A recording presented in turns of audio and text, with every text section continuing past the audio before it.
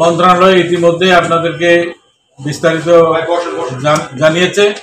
আমি এইমাত্র উপদেষ্টা পরিষদের সভা থেকে আসছি। সেখানে বন্যা বিষয়ে অনেক সিদ্ধান্ত হয়েছে। যত দ্রুত সম্ভব প্রথম হচ্ছে মানুষের জীবন বাঁচানো।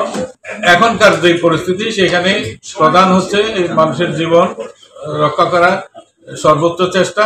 সেখানে সেনাবাহিনী, নৌবাহিনী, কোস্টগার্ড এবং অন্য সকল স্বেচ্ছাসেবী সংগঠন যেগুলি দুর্যোগ পরিস্থিতিতে ত্রাণ মন্ত্রণালয়ের সাথে কাজ করে, ডিজাস্টার ম্যানেজমেন্টে কাজ করে, তাদের সবাইকে নিয়োজিত করা হয়েছে। সংস্কার আন্দোলনের যে সমস্ত ছাত্রবৃন্দরা ছিলেন তারাও এই উদ্ধার তৎপরতার সাথে যুক্ত হয়েছে। সার্বিকভাবে প্রশাসন চেষ্টা করছে, সরকার চেষ্টা করছে যাতে মানুষের জীবন এবং জানমাল, গবাদি পশু ইত্যাদি রক্ষা করা যায়। এখানে ত্রাণ, কাইন্ড এবং ক্যাশ সকল বিষয়ে সর্বাত্মক প্রস্তুতি আছে।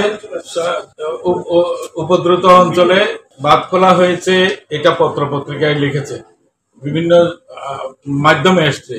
এটা সরকারিভাবে এখন ভারতের সাথে যোগাযোগের চেষ্টা হচ্ছে।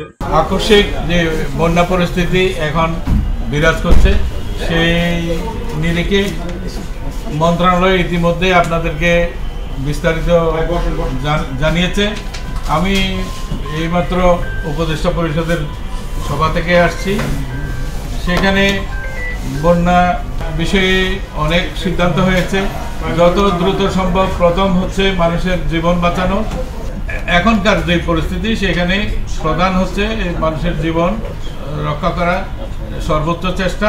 সেখানে সেনাবাহিনী, নৌবাহিনী, কোস্টগার্ড এবং অন্য সকল স্বেচ্ছাসেবী সংগঠন যেগুলি দুর্যোগ পরিস্থিতিতে ত্রাণ মন্ত্রণালয়ের সাথে কাজ করে, ডিজাস্টার ম্যানেজমেন্টে কাজ করে, তাদের সবাইকে নিয়োজিত করা হয়েছে।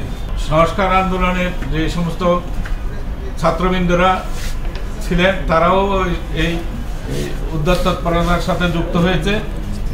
সার্বিকভাবে প্রশাসন চেষ্টা করছে, সরকার চেষ্টা করছে যাতে মানুষের জীবন এবং জানমাল, গবাদি পশু ইত্যাদি রক্ষা করা যায়।